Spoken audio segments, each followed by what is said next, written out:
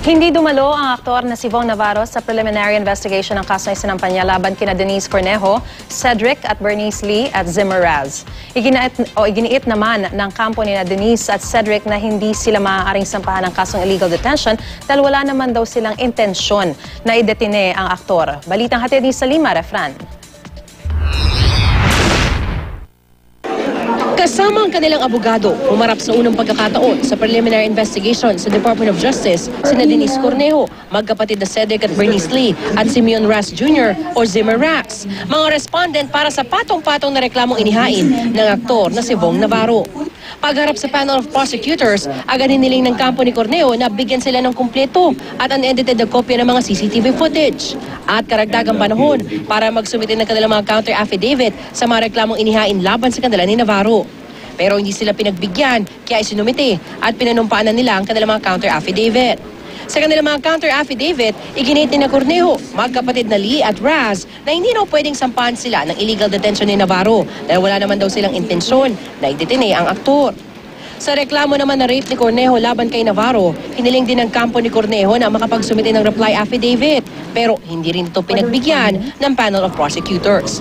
Submitted for resolution raw kasi ito. Considering the fact that the rape case has been submitted for resolution, you already lose your right to file reply affidavit.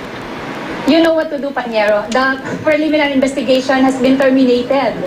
Humarap din sa panel ng mga witnesses mula sa Southern Police District, Mega Force Security at driver at kaibigan ni Navarro. Binigyan naman ng hanggang sa susunod na hearing sa February 28 sina Ferdinand Guerrero, JP Calma at Jed Fernandez na magsumite ng kanilang mga counter affidavit. Ang mga reklamo ni Navarro na serious illegal detention, serious physical injuries, grave coercion, grave threat, blackmail at unlawful arrest, submitted for resolution na rin. Matapos ang pagdinig, kwestiyon ni Calie ang komposisyon ng panel. Tila nire-relo daw kasi ang pagdinig. Kahit ng kanilang kampo, maaaring mangyari ang panggagahasa nang wala pang isang minuto. Dalawa pong Supreme Court decisions yan na meron pong rape in 1 minute. Meron sinasabi silang walang medical legal na may rape. Meron na pong Supreme Court decision din yan. Walang medical legal pero may rape. Hindi muli dumating si Navarro sa hearing. Ang sabi ng mga abogado ni Navarro, hindi pa ito handang harapin ang grupo ni Cornejo. May mga delaying tactics man daw ang kampo ni Cornejo, naniniwala rin silang makakamit ang hustisya. I can only say na ito ang tingin namin sa ebidensya, paniniwala namin malakas, but in the end, the DOJ will decide.